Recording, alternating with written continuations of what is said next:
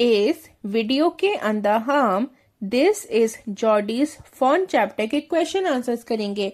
तो बच्चों सबसे पहले करेंगे हम पेज नंबर 86 पर जो कॉम्प्रीहेंशन चेक वाले क्वेश्चंस हैं वो। क्वेश्चन नंबर 1 है what had happened to Jody's father. आपको बताना है कि जॉडी के पापा को क्या हो गया था। तो आप इसका आंसर लिखोगे Jody's father had been bitten by a rattlesnake. तो बच्चों जॉडी के पापा को रेटल स्नेक ने काट लिया था।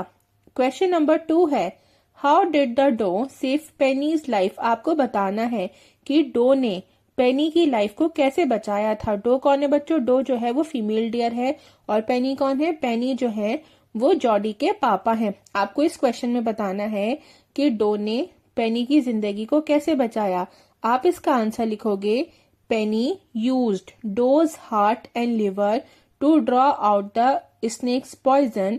In this way, the doe saved Penny's life. देखिए बच्चों पेनी ने ना डो को मार दिया था और फिर उसको मारने के बाद उन्होंने उसका हार्ट और लिवर इन दोनों को यूज करा क्या करने के लिए? अपनी बॉडी में से स्नेक पॉइजन मतलब सांप का जो जहर है उसको बाहर निकालने के लिए। ठीक है, अब जब सांप का जहर बाहर निकल गया था तो पेनी जो है वो बच गए थे। ठीक है, वो मरे नहीं थे। तो इस तरीके से जो डो थी उसने पेनी की जिंदगी को बचाया था। अगर स्नेक पॉइजन बाहर नहीं आता तो पेनी जो है वो मर सकते थे। ठीक है, वो मर जाते। क्वेश्चन नंबर 3 है why does Jody want to bring the fawn home. आपको बच्चों ये बताना है कि जॉडी जो है वो बेबी डियर को घर पर क्यों लाना चाहता था। इसका आंसर आप लिखोगे Jodie's father had killed the doe to save his own life. The fawn had become the orphan and would be hungry, so Jodie wanted to bring the fawn home. देखिए बच्चों जॉडी के पापा ने dough को मार दिया था मतलब फॉन की मतलब बेबी डियर की जो मामा थी उसको मार दिया था अपनी जिंदगी को बचाने के लिए। अब फॉन जो है वो क्या हो गया था? वो ऑर्फन हो गया था मतलब वो अनाथ हो गया था और वो जंगल के अंदर भूखा घूम रहा होगा। ठीक है, फॉन जो है वो भूख की वजह से मर ना जाए और वो अनाथ भी हो चुका था। तो इस वजह से जॉडी जो है वो फॉन को घर पर लाना चाहता था और वो उसको पालना चाहता था। फिर क्वेश्चन नंबर 4 है how does Jody know that the fawn is a male. आपको ये बताना है कि जॉडी को ये कैसे पता था कि फॉन जो है वो एक मेल है। इसका आंसर आप लिखोगे the spots were all in a line on the fawn's body which made Jody know that the fawn was male. तो बच्चों जॉडी के पापा ने उसको बताया था कि अगर फॉन की बॉडी पर सारे स्पॉट्स जो है वो एक लाइन में हो। ठीक है, एक लाइन में हो तो उसका क्या मतलब है? उसका मतलब ये है कि फॉन जो है वो एक मेल है। अब हम नेक्स्ट करेंगे पेज नंबर 87 पर जो कॉम्प्रीहेंशन चेक वाले 2 क्वेश्चंस हैं उनको। तो क्वेश्चन नंबर 1 है Jody didn't want mill wheel with him for 2 reasons what were they. देखिए बच्चों आपको इसमें ये बताना है कि जॉडी जो है वो मिल व्हील को अपने साथ क्यों नहीं लेके जाना चाहता था। आपको उसके 2 रीजन बताने हैं। तो आप इसका आंसर लिखोगे first was that if the fawn was dead और could not be found then he didn't want mill wheel to see the disappointment on his face. Second was that if the fawn was alive, then the meeting would be so lovely and so secret that he could not endure to share it. तो देखिए बच्चों सबसे पहला reason तो ये था कि मान लीजिए अगर फॉन डेड हो चुका होता ये मतलब वो मर जाता या फिर वो जॉडी को नहीं मिलता तो जॉडी के फेस पे जो डिसअपॉइंटमेंट आती जो निराशा आती तो जॉडी नहीं चाहता था कि मिल व्हील उसको देखे। और सेकंड रीजन ये था कि मान लीजिए अगर फॉन जो है वो जिंदा होता तो जॉडी और फॉन की मीटिंग इतनी लवली होती मतलब इतनी प्यारी होती इतनी सीक्रेट होती और इतनी इमोशनल होती। ठीक है, तो उस मीटिंग को जॉडी जो है वो किसी के साथ शेयर नहीं करना चाहता था। तो इन 2 रीजन से जॉडी नहीं चाहता था कि मिल व्हील जो है वो उसके साथ जाए। क्वेश्चन नंबर 2 है why was Mill Wheel afraid to leave Jody alone. आपको ये बताना है कि मिल व्हील जो है वो जॉडी को अकेले छोड़ते हुए क्यों डर रहा था। तो आप इसका आंसर लिखोगे Millville was afraid to leave Jody alone because he thought Jody might get lost or bitten by a snake। तो बच्चों देखिए वो क्यों डर रहा था, वो इसलिए डर रहा था क्योंकि उसको ऐसा लग रहा था कि हो सकता है जॉडी जो है वो खो जाए या फिर उसको भी कोई सांप काट ले। अब हम करेंगे पेज नंबर 90 पर कॉम्प्रीहेंशन चेक वाली जो क्वेश्चन है उनको। क्वेश्चन नंबर 1 है, how did Jordi bring the fawn back home. आपको ये बताना है कि जॉडी फोन को घर वापस कैसे लाया था। आप इसका आंसर लिखोगे, Jody carried the fawn back home in his arms shielding it from the sharp vines. When he felt tired he put the fawn down and again picked him up after some rest. Later on the phone followed him। देखिए बच्चों, Jordi जो है वो phone को अपनी arms में पकड़कर घर लाया था और वो फोन को किससे बचा रहा था, कांटों से बचा रहा था। ठीक है, जब जॉडी थक रहा था तो फिर वो फोन को थोड़ी देर के लिए नीचे छोड़ रहा था और फिर रेस्ट करने के बाद वो उसको दोबारा से पकड़ रहा था। ठीक है, तो इस तरीके से जो जॉडी है वो फोन को घर वापस लाया था। क्वेश्चन नंबर 2 है, Jody was filled with emotion after he found the phone. Can you find at least 3 words or phrases which show how he felt? देखिए, जब जॉडी को फोन जो है वो मिल गया था तो जॉडी बहुत ज्यादा इमोशन से भर गया था। मतलब उसे बहुत ज्यादा इमोशन, मतलब उसके अंदर बहुत सारे इमोशंस थे। आपको ऐसे 3 वर्ड्स या फ्रेजेस बताने हैं जो आपको ये शो कर रहे हो कि जॉडी जो है वो इमोशन से फिल था। तो देखिए बच्चों, आप सबसे पहले लिखोगे, the touch of the fawn made him delirious. Delirious का क्या मतलब होता है, एक्सट्रीमली हैप्पी।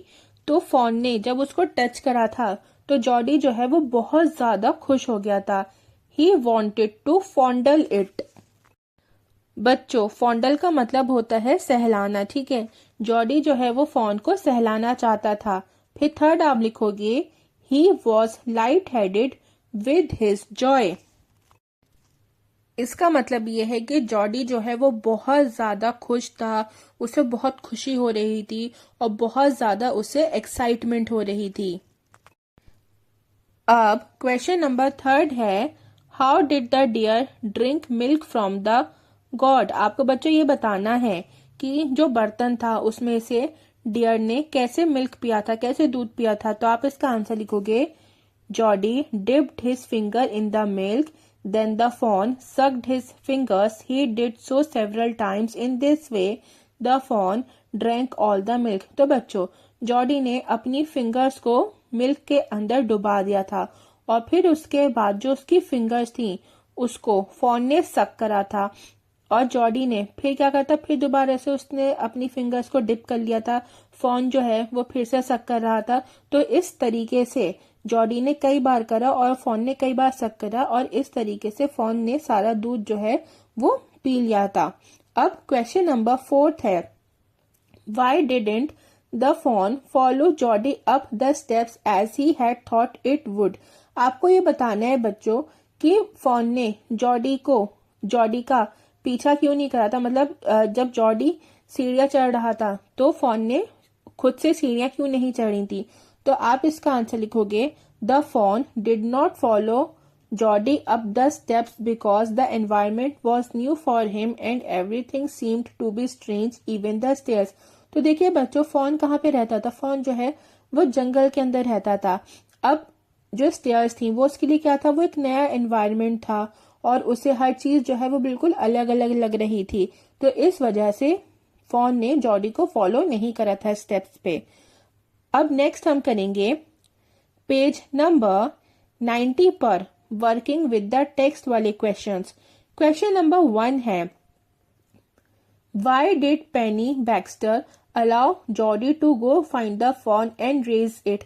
आपको ये बताना है कि जॉडी के जो पापा थे उन्होंने जॉडी को क्यों अलाउ कर दिया था कि वो फोन को जाके ढूंढे और उसको पाले। आप इसका आंसर लिखोगे, he allowed because he agreed with what Jody thought that as they had killed the doe and the fawn was left all alone it was their responsibility to look after it now. They could not leave the fawn to starve to death.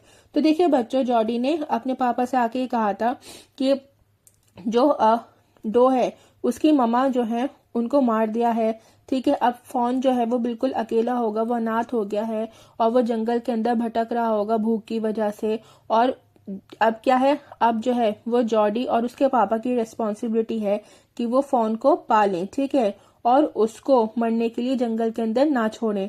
तो इन सब बातों पे जो उसके पापा थे वो agree करते थे, तो इस वजह से उन्होंने जॉडी को ये अलाउ कर दिया था कि वो जाके फॉन को ढूंढे और उसको रेस करे।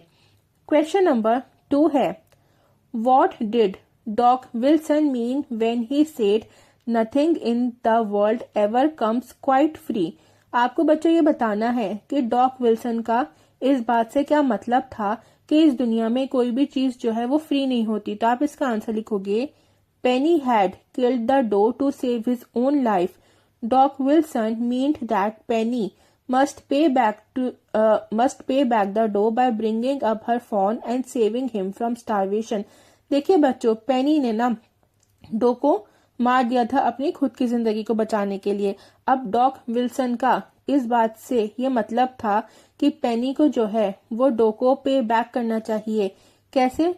उनका जो बेटा है, मतलब जो डो का बेटा है, उसको घर पर लाकर और उसको पालकर और उसको भूख से बचाकर पेनी को क्या करना चाहिए, डो को पे बैक करना चाहिए।